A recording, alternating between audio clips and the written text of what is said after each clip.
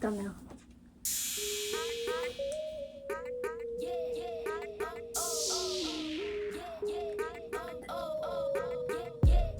Okay.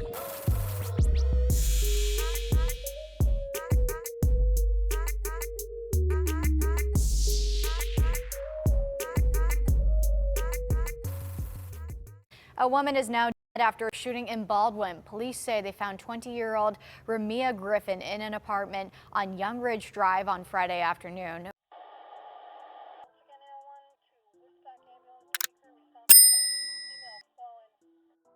In a horrible turn of events, more information will be released about what is alleged to have happened the morning 20-year-old Ramiah Griffin lost her life. Authorities are now saying a man is accused of unaliving his partner while their 1-year-old daughter was in the next room. Allegedly, the 22-year-old devised a plan to use a friend's stolen license plate and someone else's car in his evil plot to hide his movements the morning Ramiah Griffin's life was fatally taken. If you have not seen the video I did about the tragic loss of a beautiful 20-year-old mother, then you may want to watch it first to get an understanding about the horrific tragedy that took place. I will link that video in the description. Following the shocking day Ramiah's life was taken, 22-year-old Adelin Itongwa, Ramiah's ex and child's father, will post a picture of him and Ramiah with heartbreak emojis to Facebook. Ramiah's mother will comment under the post, "She loved you and my granddaughter so much. I pray for peace and comfort during our difficult time." Adelin responded, "Thank you. We loved her so much more." The family then prepared to lay their loved one to rest, and on the day of Ramiah's services, Adelin was said to be in attendance at the homegoing celebration. However, all was not as it seemed, and the family was not aware the alleged perpetrator was in plain sight. After a little less than 2 weeks after Ramiah's life was stolen from her, and after she was laid to rest, authorities were able to put together the events they believe took place in her home. According to the criminal complaint that was filed Wednesday, February 21st against Adelin, it detailed a complex plot that police say included putting stolen plates on Ramiah's mother's SUV and driving that car to the Baldwin apartment where Ramiah's life was tragically cut short. Adelin is charged with homicide and child endangerment in connection with the February 9th shooting of Ramiah as she laid in her bed in her apartment. Neighbors in the building told police they heard loud sounds around 3:30 a.m. They also realized that the screen on Ramiah's window was removed, and it wasn't like that the night before. Ramiah was unfortunately found by her mother about 4:30 p.m. the day she was unalive, according to the police report. Police investigators said they found 16 spent shell casings in Ramiah's bedroom. Her daughter was said to be found in another bedroom, propped up with pillows and squeezed between a bed and a radiator, but gratefully little Harmony was not harmed. Adelin, a long-haul trucker, was on the road towards North Carolina when he was contacted by police, according to the criminal complaint. Adelin told authorities that last time he saw Ramiah and the baby was the morning of February 8th, and then he left later that night for his trucking trip to North Carolina. Later, Adelin said he arrived in Chesapeake, Pennsylvania, which is located about 40 minutes northeast of where Ramiah stayed, to pick up his load about 7 p.m. on February 8th, but he didn't leave until around 10:45 p.m. Once his truck was loaded, Adelin said he took his trailer to his Monroeville home, dropped it off, then drove Ramiah and the baby to their Baldwin apartment. He then returned to Monroeville for his truck and then went on his way, according to the official complaint. However, GPS records from the trucking company showed the truck spent about 10 minutes at Ramiah's apartment around 12:10 a.m. February 9th and arrived in Monroeville just before 1 a.m. And then the truck was parked in McKees Rocks, which is about a 30-minute drive northwest from Ramiah's place, for about 2.5 hours, starting around 2 a.m., according to the criminal complaint. Since investigators had this information, they asked Adelin why he hadn't mentioned his extended stop in McKees Rocks. According to the official report, he said he intended to stop for gas at a speedway, but discovered he couldn't use the company's credit card there. He then said he pulled over because his truck was having issues, and then he took a nap. Investigators said Adelin said he contacted his boss about the truck's issues, but his cell phone showed no record of any call or text. Then authorities discovered the Speedway gas station, in fact, was a place approved to use the company's credit card. Using license plate readers and an approximate time neighbors heard gunshots, investigators would hone in on a Hyundai Sonata with stolen plates. Plate readers showed the Sonata had traveled from McKees Rocks to the South Hill and then back to McKees Rocks, according to the official complaint. Investigators ultimately discovered the Sonata belonged to Ramiah's mother, who lived in McKees Rocks, according to the complaint. Security footage from the parking lot of her apartment complex showed someone moving around the car around 2:15 a.m. the morning of the tragedy. Their movement, police said, seemed to indicate they were doing something with the license plate. The Sonata was then driven back to the parking lot about 2 hours later, and then the camera captured the person making identical movements around the rear bumper.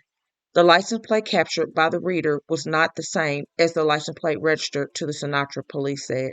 Ramiah's mother said her daughter and Adelin had keys to her car and were permitted to use it. According to the complaint, investigators found gunshot residue inside the car. Police also noted that Ramiah's mother's apartment is less than a mile from where Adelin's truck was parked for more than 2 hours the morning of the shooting. The license plate had initially been reported stolen in November from a Chrysler in Pittsburgh, Pennsylvania, according to the complaint. License plate readers showed it had been attached to a distinctive Mazda 6 several days later. That car was linked back to a man whom Adelin had been arrested in 2021 in connection with receiving stolen property. There was enough probable cause for Adelin to be taken into custody on February 21st, that Wednesday afternoon, by the Allegheny County detectives. A preliminary hearing is scheduled for March 1st.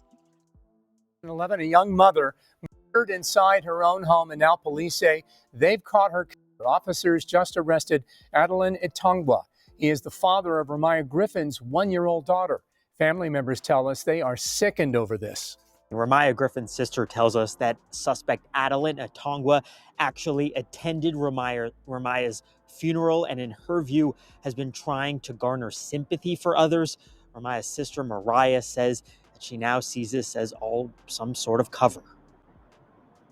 I felt angry because, like I said, you knew what you did, and for you to reach out, it's like, what are you trying to cover? You thought that you were going to get away with, sister. Mariah Griffin says her sister Remy and Adelin Itongwa were together about 4 years. In this picture, the two expecting parents were all smiles.